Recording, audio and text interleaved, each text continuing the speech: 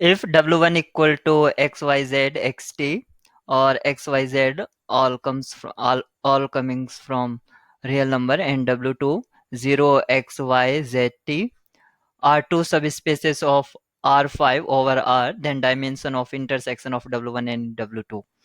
तो हमें dimension intersection की हमें बतानी है। तो आप देख सकते हैं कि ये R5 के सब स्पेस हैं।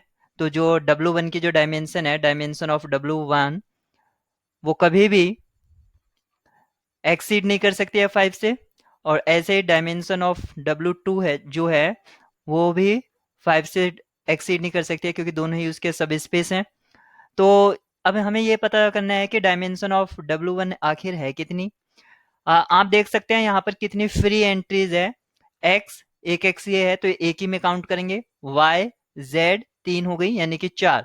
तो डायमेंशन ऑफ W1 4 हो गई, या आप इसका बेसिस लिख लीजिए, बेसिस ऑफ W1 यानी कि बीटा 1 मैंने इसको कॉल कर दिया।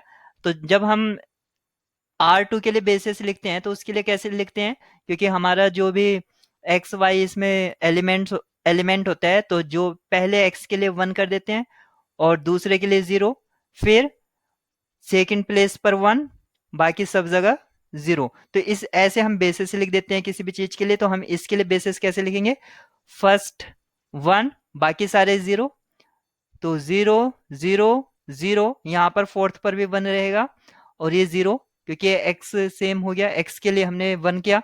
फिर y के प्लेस पर हम 1 करेंगे, तो 0 1 0 0 0 इस तरह से। फिर हमने यहाँ पर z की जगह 1 किया, तो 0 0 1 0 0, और फिर हमने t के प्लेस पर 0 किया, 0 0 0 0 और 1। तो इस तरह से आप देख सकते हैं इसमें 4 एलिमेंट्स आएंगे, तो जो डायमेंशन ऑफ W1 है वो 4 आ जाएगी। ऐसे ही आप डायमेंशन ऑफ W2 देखेंगे, तो dimension of W2 X Y Z T, यहाँ पर 4 चॉइसेस फ्री हैं, तो हम इसकी डायमेंशन 4 हो जाएगी। और इसका अगर बेसिस देखें बीटा 2, तो बीटा 2 कैसे दिखता है हमें, फर्स्ट प्लेस पर आपका 0 है तो हम x की जगह 1 करेंगे, तो 0 1 0 0 0, ये एक एलिमेंट होगा। फिर दूसरा जो इसका एलिमेंट होगा वो y की जगह 1 कर देते हैं, 0 0 1 0 0। फिर हम z की जगह 0 कर देते हैं, 0 0 0 1 और 0। फिर t की जगह 1 कर देते हैं, 0 0 0 0 1। इस तरह से आप देखेंगे तो हमने बीटा 2 निकाल लिया। अब हम देख लीजिए जो इसका डायमेंशन होगा, यानी कि जो कॉमन बेसिस में जो बीटा 1 और बीटा 2 के कॉमन एलिमेंट्स हैं, उसमें जितने एलिमेंट आएंगे वही उसकी डायमेंशन हो जाएगी, डायमेंशन ऑफ इंटरसेक्शन। तो आप देखेंगे यहाँ पर 0 1 0 0, एक तो ये यहाँ पर है और यहाँ पर भी है, 0 0 1 0 0 ये यहाँ पर भी है और ये यहाँ पर भी है।